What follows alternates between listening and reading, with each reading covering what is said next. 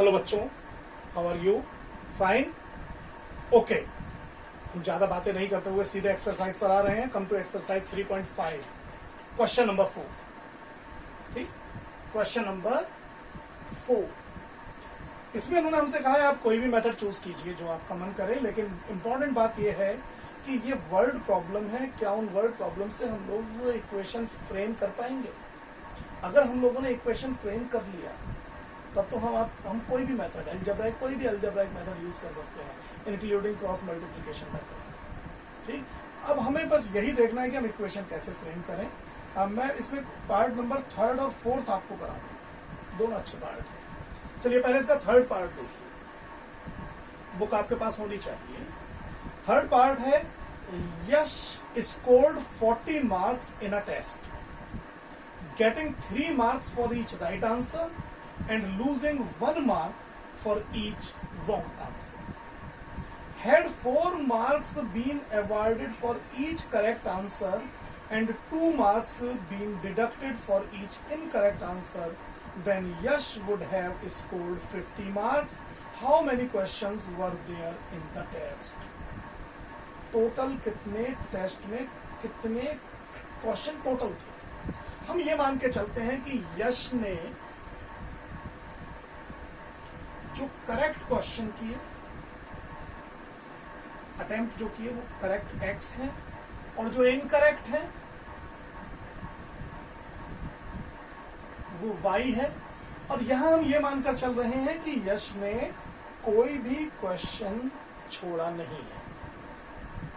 ठीक, जब हम टोटल क्वेश्चन बात कर रहे हैं तो हम टोटल क्वेश्चन उन टोटल क्वेश्चंस की बात कर रहे हैं जो यश ने अटेम्प्ट की। करेक्ट। चलिए देखिए, करेक्ट के लिए फॉर करेक्ट आंसर मार्क्स कितने हैं लिखा हुआ है इन्होंने। करेक्ट आंसर के लिए मार्क्स है 3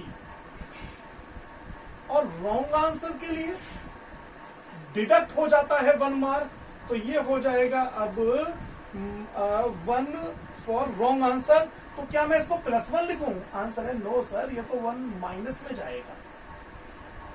तो इसका सिंपल मतलब हुआ कि यश को केस फर्स्ट में क्या स्थिति रही होगी, उसने करेक्ट क्वेश्चन एक्स किए हैं, करेक्ट आंसर पे मार्क्स मिले होंगे 3x। तो बेसिकली जो करेक्ट आंसर के लिए मार्क्स मिले उसे मार्क्स फॉर करेक्ट आंसर वो तो मिल गए 3x, और जो मार्क्स फॉर रॉन्ग आंसर उसको मिले होंगे वो मिले होंगे -1 into y, यानी -y। And therefore total marks according to problem, जो टोटल मार्क्स उसको मिले वो 3x -y, और वो टोटल इनके अकॉर्डिंग बैठ रहा है यहां पर अगर हम बात करें तो 40। ये हमें इक्वेशन नंबर 1 मिली। समझ रहे हैं आप ये? अब सेकंड केस में क्या होता है, ये कहते हैं अगर 4 मार्क्स तो मिलते करेक्ट आंसर के लिए अकॉर्डिंग टू प्रॉब्लम। अब ये केस में 2 ले रहा हूं, केस सेकंड। मैं डायरेक्ट लिख रहा हूं, अगर यहां 4 मार्क्स मिलते करेक्ट आंसर के लिए तो उसके टोटल मार्क्स कितने हो जाते हैं? 4x। लिख लेते हैं, मार्क्स फॉर करेक्ट आंसर वो है 4 + k, और मार्क्स फॉर रॉन्ग आंसर वो है -2 दिस टाइम, है ना? यही दिया हुआ है इसमें क्वेश्चन में, 2 मार्क्स हैज बीन डिडक्टेड। ठीक है, तो ये मार्क्स फॉर करेक्ट आंसर ये है। अब इसको कितने मार्क्स मिलते टोटल मार्क्स? तो जो मार्क्स ऑब्टेन होते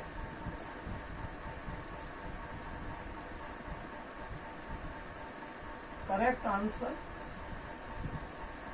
वो तो हो जाते 4x, और जो सिमिलरली रॉन्ग के लिए होते वो हो जाते -2y। ठीक है, बात समझ में आ रही है ये? चलिए, तो अकॉर्डिंग टू प्रॉब्लम जो नया सिनेरियो बनता वो क्या बनता? करेक्ट मार्क्स हो जाते 4x -2y is equal to, तब उसको मार्क्स मिल रहे हैं फाइनली 50।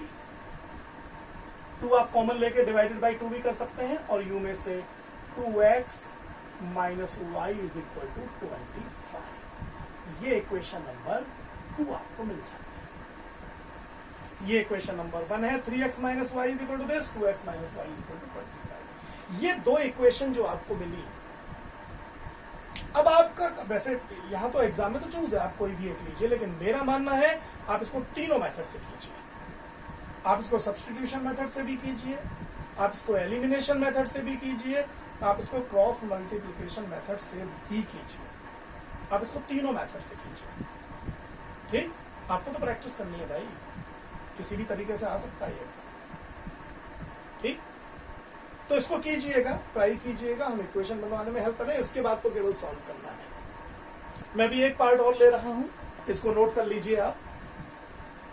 चलिए देखिए, आप इक्वेशन ही बनवाएंगे, उसमें भी क्या है ये, हाँ ये भी बढ़िया लग रहा है देखने में। 4th पार्ट है ये। They are saying places A and B are 100 kilometers apart on a highway. One car starts from A and another from B at the same time. If the car travels in the same direction at different speeds, they meet in 5 hours. And if they travel towards each other, they meet in 1 hour.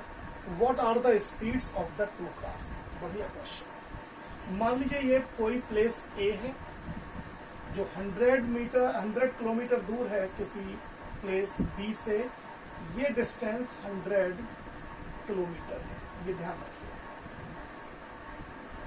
अब car चलती है, एक car चलती है place a से, मान लीजिए ये कार है, चलिए ये कार है, ये बी पर चलने वाली कार है। ओके, ये बी वाली कार है, थोड़ा नीचे ले लेते हैं, ए की डायरेक्शन में चल रही है। ठीक है, अब पहला इनका कंडीशन है अकॉर्डिंग टू प्रॉब्लम कि one car starts from A and another car from B at the same time.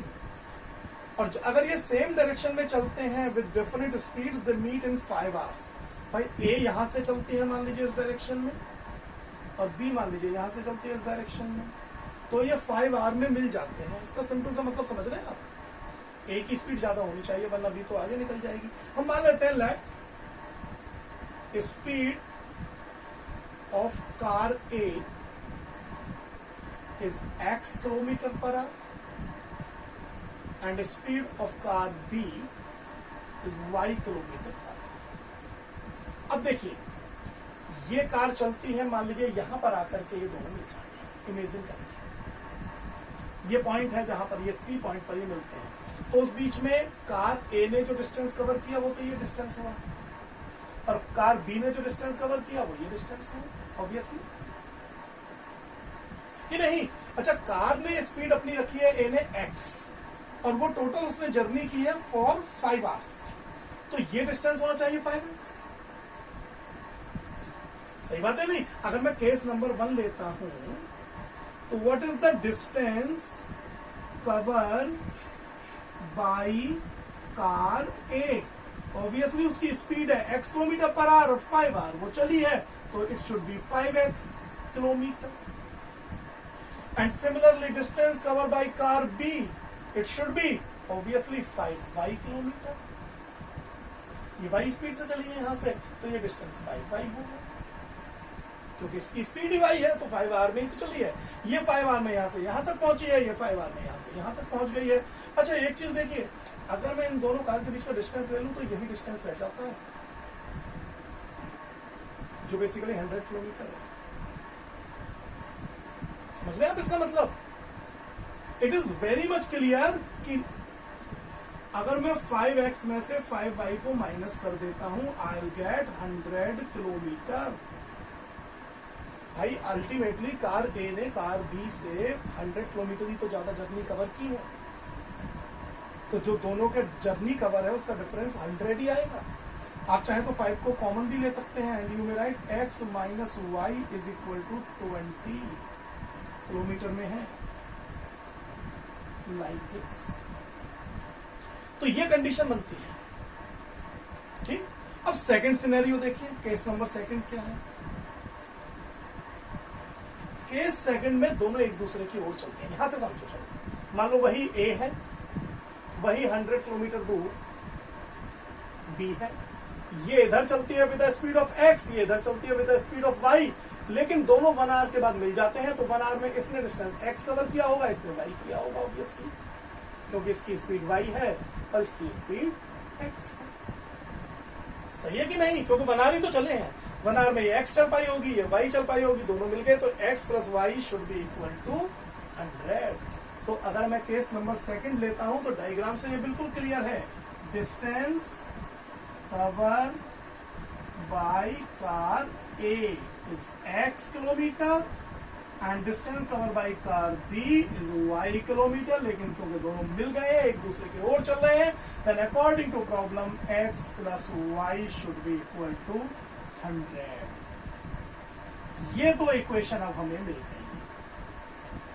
ये तो मुझे साफ साफ दिख रहा है, elimination method is the best method for this. Add करते ही y से y कैंसिल हो जाएगा, 2x will be 120, x will be 60, और अगर x 60 है तो y 40 आ जाएगा। ये तो साफ साफ दिखाई दे रहा है, ओरल ही हो जाएगा। लेकिन आपको ये तीनों मेथड से करना है, तीनों मेथड से। क्लियर है बात? तीनों मेथड से कीजिए इसको। और इसके अलावा जो रिमेनिंग्स में और 3 पार्ट हैं उनकी भी इक्वेशन बनाइए, जिस मेथड से आपको मन करे उस मेथड से कीजिए। लेकिन ये एक्सरसाइज आपको कंप्लीट करनी है, इसमें ज्यादा टाइम मत लीजिएगा, इसको कंप्लीट कीजिएगा और मुझे इन्फॉर्म कीजिएगा कि ये आपने कंप्लीट कर ली। ठीक है? ऑल द बेस्ट बच्चों। अगले वीडियो में हम आगे वाली एक्सरसाइज देखेंगे, वहां से बेसिकली थोड़ा डिफिकल्टी लेवल बढ़ना शुरू होगा। ठीक, अभी तक तो सब नॉर्मल है, वहां से बढ़ना शुरू होगा डिफिकल्टी लेवल। ओके।